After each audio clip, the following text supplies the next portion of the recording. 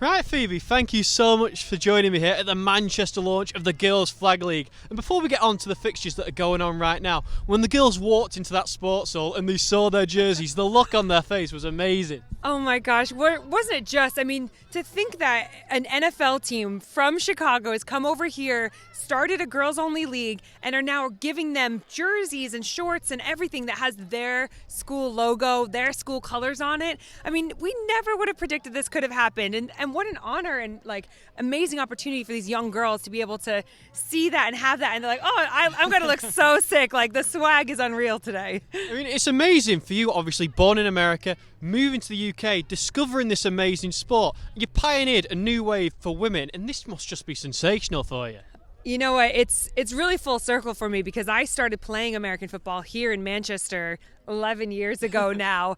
And to think that we could grow and get to a point where we have girls only leagues, I mean, I never imagined that possible. And to have such great support from the Bears and other NFL teams, I mean, I'm doing my best in terms of trying to make sure there's as many opportunities for young people. But these girls are the real inspiration. They're out here, they're doing it, they're playing the games, and they're showing others how great it is to be a flag football athlete.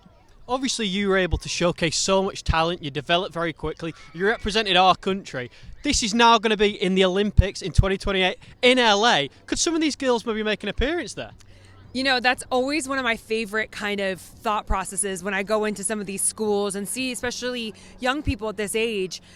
In 4 years' time, even though you may never have played this sport before, we can utilize those mixed skill sets from other sports. And any one of you have the opportunity to play flag football in the Olympics, to represent Great Britain. I mean, what an incredible opportunity that is. And what was that like for you? What was your favourite memory of playing for Team GB?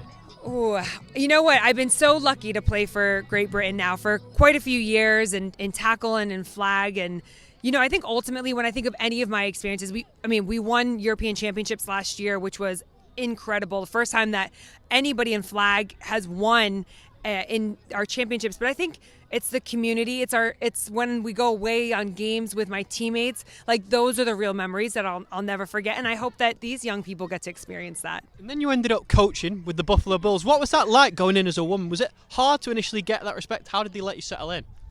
I think it's a really great question. And for me, when I got involved in coaching, I think first off, you can't think about being the only woman in that space, right? Because if you're focusing on that, you're not focusing on the right thing, which is your job.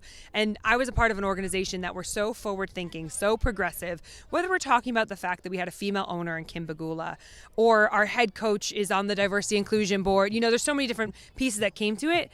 But at the end of the day, the NFL players, the athletes, they want to know if you're going to get them better and what are you going to do to help them. And so they don't care what you look like, what you believe in, where you're from. It's just, are you going to get me better at the end of the day? And I earned that trust over a long period of time. So I feel very privileged to see not only where some of those players have been, but also to know that they're just great humans. And I feel, blessed to be a part of their lives. It's amazing to hear how you were able to develop their skill sets.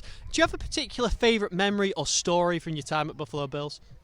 I think it's hard to ignore when my first game day, right? When you're on the field, had an away game at Baltimore Ravens, and just to be there and look around, and it's almost like that pinch me moment of, you see this on the TV, but now you're there. This is your bench. You're talking with your players. You're throwing around the ball. I had LeSean McCoy on the team at the time. We're throwing the ball pregame. It almost feels surreal. And I think that moment of, oh my gosh, I could actually do this. This might really be happening right now. That's a pretty special memory. And the last question I wanted to ask you, when you originally moved over to the UK, not for football, wasn't it for horses I read online? Are you still involved with horses in any way? Well, so I did. I initially moved over here to Cheshire, where I worked for someone on the Dutch Olympic team for 3-day eventing. My only involvement with horses now is I adopted a pony when I was 13. She's now 23, and she is living a very happy, fat life in a field here. She loves the British grass. So that is as much involved with horses as I am at the moment. Well, I wish your horse the best of luck. I wish all these girls the best of luck. But before I let you go, is there anything else that you would like to mention? No, I just hope that you get to enjoy and see the energy that these girls have and the personality that they're bringing to their field, as one of their own, each of their teams, they have something unique to bring to the field. So I hope you enjoy the day. Thank you very much, Phoebe. Thank you.